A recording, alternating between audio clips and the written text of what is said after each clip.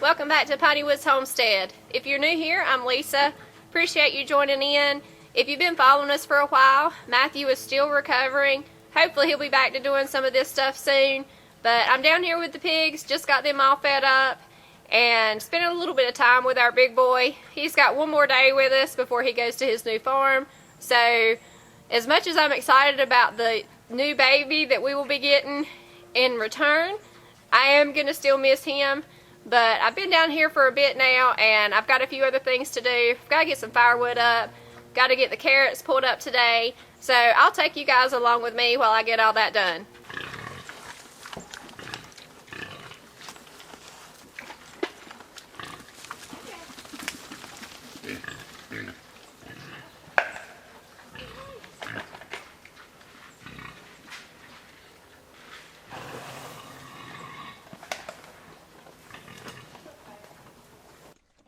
The best news going on around here lately is the babies, Dixie and the one we're raising out for meat. We don't name any of the ones that we're going to raise for butchering, but we have nicknamed him Porky. And him and Dixie are now in their new pasture area, and they're absolutely loving all the room. I'm gonna give you a little quick peek at how much they've already rooted just in the week that they've been separated over here. Now they've just been over here for a week. All of this that's now mud was completely covered with pine needles, tree branches, and they're already just rooting right along. I've been having to come through and get some of what they've got pushed up underneath the fencing off of it a little bit, but you can see they're just really working the ground, and they'll have this all worked in no time as they keep growing. But they've got about a half an acre, so they've got a long ways to go, and they haven't ventured all the way to the very far end, so they'll get there eventually. There's Miss Dixie this morning enjoying her breakfast, and there's our meat boy back there.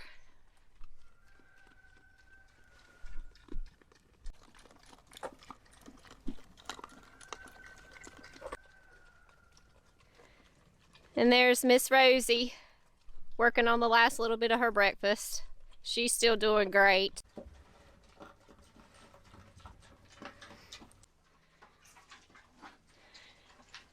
And there's our big boy enjoying his breakfast.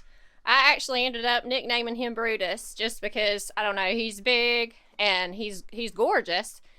He only has one more day left with us, and he is heading off to his new home, which I'm kind of sad about, but kind of excited, and hope that we'll be able to keep up with the farm that's getting him to see what kind of babies he produces. He will be used for breeding, and I think he's going to be a great one for it. In exchange, we will be getting a younger boy that was weaned, I think, on Christmas weekend. So we're going to be starting over with another baby here at the homestead, which I'm very excited about. But in the meantime, between the time he leaves Friday and the time we get the baby Saturday, I've got to get in here and fill in some of these areas that he's gotten just completely rooted up and wet. We actually finally got some snow. It didn't stick, but we had a huge amount of flooding rains behind it, which kind of came into the barn a little bit. And so he's got it rooted around, and I want to get it all filled in with shavings and get it all nice and warm for when the little guy comes. I'm down here at our large in-ground garden area that Matthew put cover crop in over the fall. We use this as dual purpose. During the summer, we have it with electric fence so that we can keep all the deer out, but through the winter, we use the cover crop to bring the deer in, and it worked out well. Our daughter did get a nice sized doe this year. Earlier this week, we had massive rains, and so we can see now, we knew we had some erosion here last summer, so all of this that's bare now, I'll turn it around a little bit, all through there, this was all cover crop too.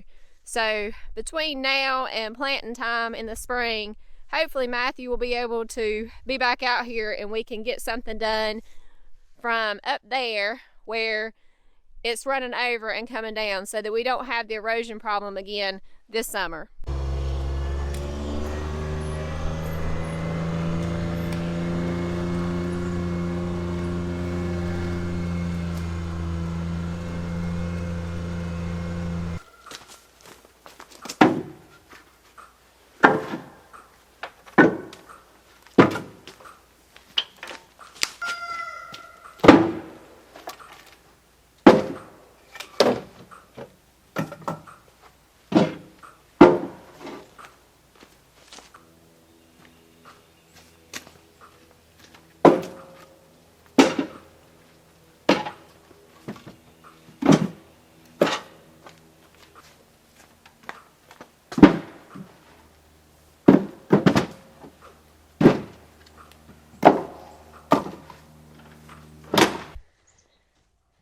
The laying crew and our way too many roosters are still doing great and loving this bigger area. And the 6 hens that we have in here have actually started laying eggs this week, so we're very excited about that. And our breeders are still doing great. This one's she's just such a pretty girl. And if you may recall, we had 2 of the Delaware roosters. So my father-in-law took one with him last week. So we just have the one, and we were hoping that he would take over being the dominant guy, because the one my father-in-law got was the dominant one. But so far he's not. And when we got these, it was supposed to have been, all of the Sussex were supposed to have been hens, but apparently they sexed them wrong. So right here is the rooster that we ended up with, and he's actually starting to be the dominant one here. We are going to keep him though. We're just going to build him, as soon as we're able, a separate area to stay.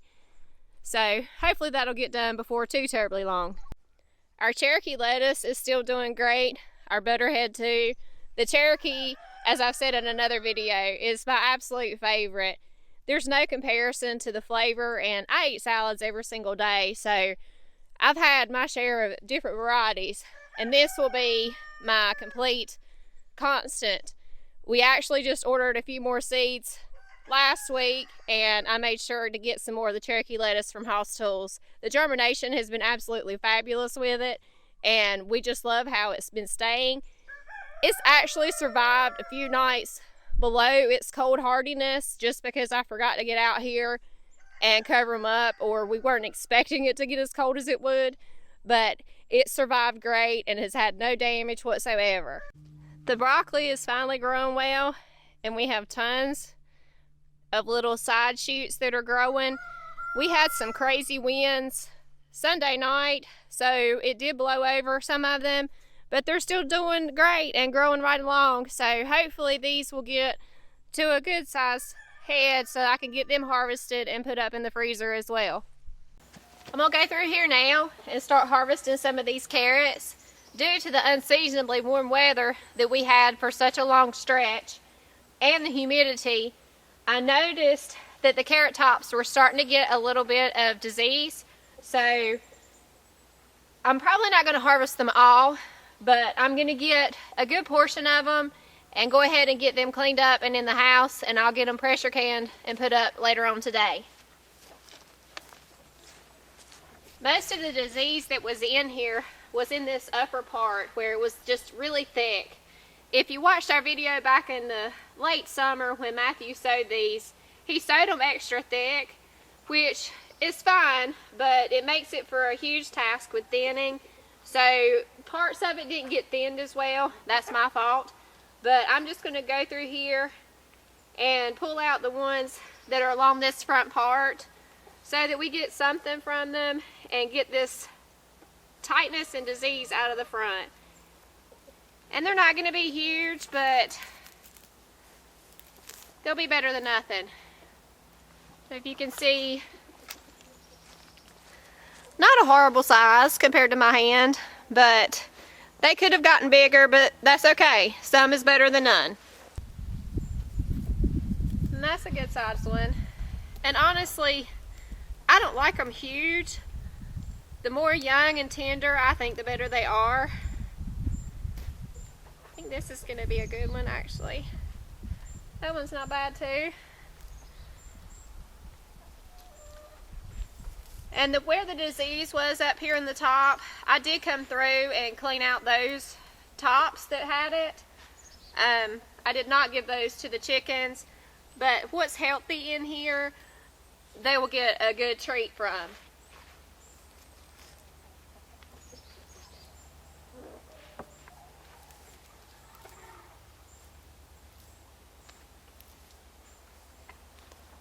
And I'll probably give them these little baby carrots too.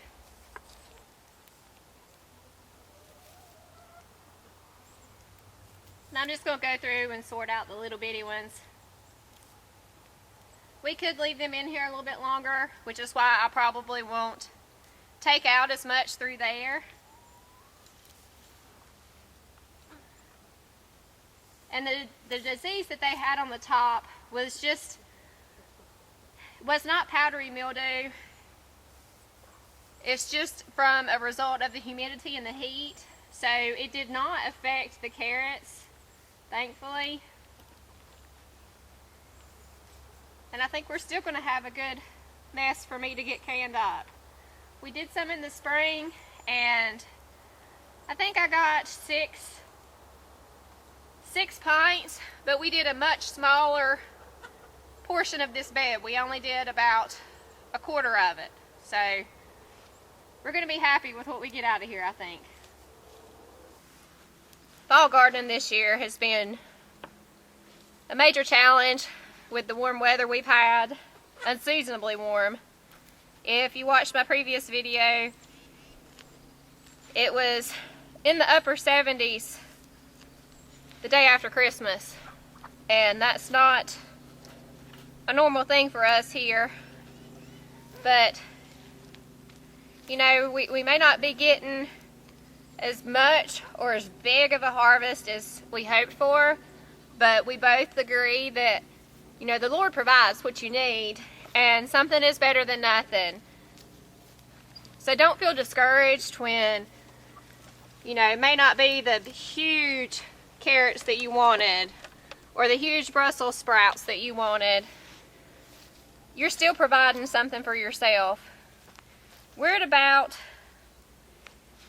80 to 90% growing our own food now.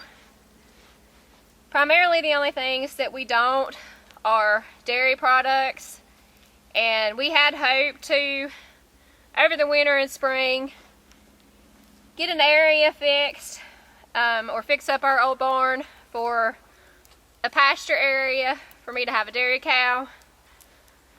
Obviously that's at a standstill as well, but it'll happen in due time.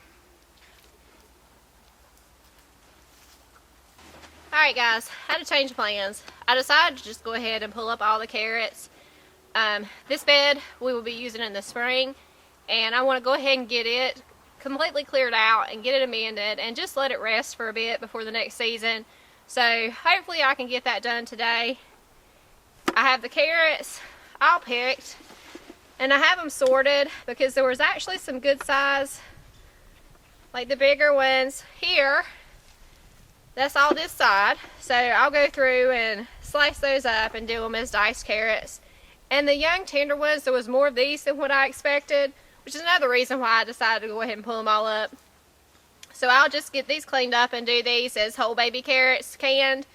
So I'm going to get those all done and taken care of and get the firewood put away that I loaded earlier. Also have buns to make for supper tonight. We don't buy any bread products from the store. I make our own sandwich bread and I make our buns. And if that's something you would be interested in seeing, since I can't run the sawmill or do any of those type of videos for you, just leave a comment below and I'll see if I can get that done for you. And we appreciate you joining in. If you like the video, please give us a thumbs up. And if you subscribed, we thank you. And if not, we would love to have you join us. Y'all have a great day, and thanks again, y'all.